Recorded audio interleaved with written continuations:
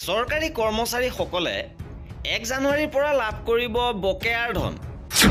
আন এক গুৰুত্বপূৰ্ণ আপডেট আহিছে কৰ্মচাৰীসকলৰ বাবে এই ডাঙৰ খবৰ। অষ্টম দৰমহা আয়োগক লৈ আহিছে এই খবৰ যে চৰকাৰী চাকৰিয়ালে 2026 চনৰ 1 জানুৱাৰীৰ পৰা বকেয়া ধন লাভ কৰিব নে নকৰে কি আছে সবিশেষ আপোনালোকক জনাব বিচাৰিছোঁ। ভিডিঅ'টো প্ৰথমৰ পৰা শেষলৈকে চাই থাকিব।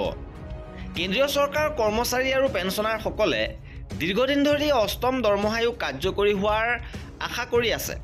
আটাইতকৈ ডাঙৰ প্ৰশ্নটো হ'ল যদি নতুন দৰমহা আয়োগ পলমকৈ কাৰ্যকৰী কৰা হয় তেন্তে 26 চনৰ 1 জানুৱাৰীৰ পৰা দৰমহা আৰু পেঞ্চন বৃদ্ধি কাৰ্যকৰী বুলি গণ্য কৰা হ'বনে নহয়।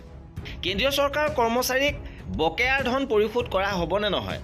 2025 চনৰ 31 ডিচেম্বৰত অষ্টম দৰমহা আয়োগৰ কাৰ্যকাল শেষ হ'ব যদিও নতুন পৰামৰ্শৰ কাৰ্যকৰীৰ তাৰিখৰ কোনো স্পষ্ট ইংগিত এতিয়াও দিয়া নাই চৰকাৰে।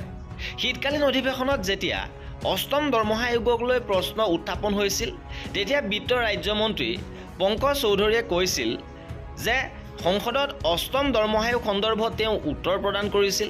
মন্ত্ৰীগৰাকীয়ে কয় যে চৰকাৰে অষ্টম দৰমহা আয়োগ কাৰ্যকৰীকৰণৰ তাৰিখ নিৰ্ধাৰণ কৰিব আৰু গ্ৰহণযোগ্য পৰামৰ্শৰ প্ৰয়োজনীয় ধন আবণ্টন কৰা হ'ব। এই বিবৃতিত স্পষ্ট হৈ পৰিছিল যে 26 চনৰ 1 জানুৱাৰীৰ পৰা বকেয়া ধন পৰিশোধৰ ক্ষেত্ৰত এতিয়াও কোনো নিশ্চিত হোৱা নাই। ইয়াৰ ফলত কৰ্মচাৰীসকলৰ উদ্বেগ আৰু অধিক বৃদ্ধি পাইছে। 2025 চনৰ 3 নৱেম্বৰত অষ্টম দৰমহা আয়োগৰ টাৰ্মছ অফ ৰেফাৰেন্সৰ বিষয়ে অৱগত কৰা হৈছিল।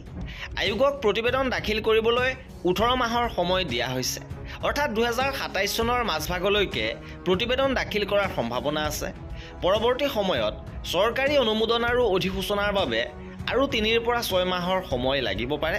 গতিকে 27 চনৰ শেষৰ ফালে বা 2028 চনৰ আৰম্ভণিতে নতুন দৰমহাৰ গাঁথনি কাৰ্যকৰী হোৱাৰ সম্ভাৱনা আছে।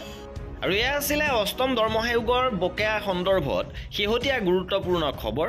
কৰ্মচাৰীসকলৰ এনেধৰণৰ খা খবৰৰ বাবে আমাৰ চেনেলটো ছাবস্ক্ৰাইব কৰি ৰাখিব। ভিডিঅ'টো শেষলৈকে চোৱাৰ বাবে বহুত ধন্যবাদ।